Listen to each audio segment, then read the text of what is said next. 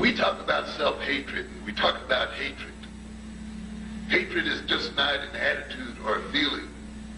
It is a behavioral orientation.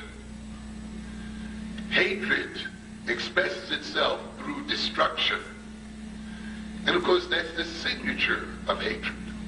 When you see destruction and diminishment and deterioration taking place in human relations and in human life, you can be certain that hatred is existent and operating, even when it parades as love, which it often does.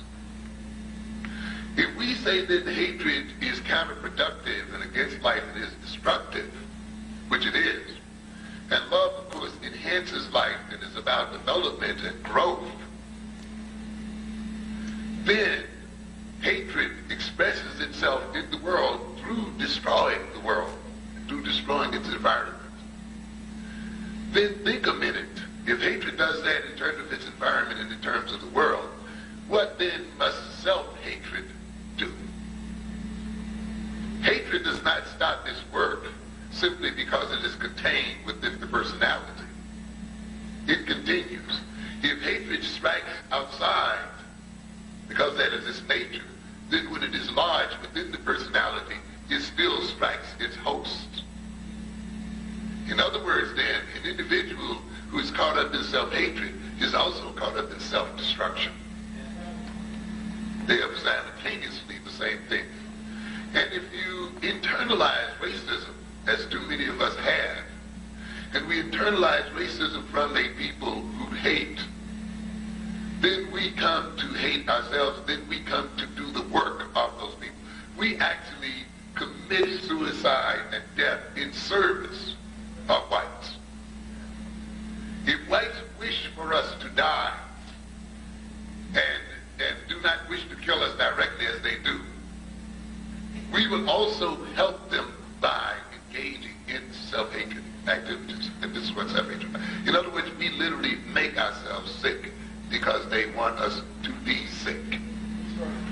When we take in their attitudes do the work inside of our bodies and inside of our minds. And so when we talk about homicides and murders and so forth, you see then a people who are busy killing themselves in service of the status quo. I often have said in my classes that the reason why black men kill each other so much is because we have not yet decided to kill white men.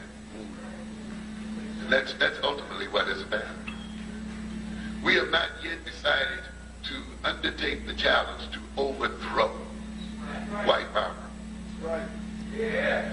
When you talk about racism, and we often talk about racism without talking about the people who perpetrate it, and going to the ultimate logical conclusion, which is the annihilation of the people who perpetrate it, or at least the neutralization of the people who perpetrate it. Of course, we don't want to talk about that too much because it involves concept of war and actual confrontation.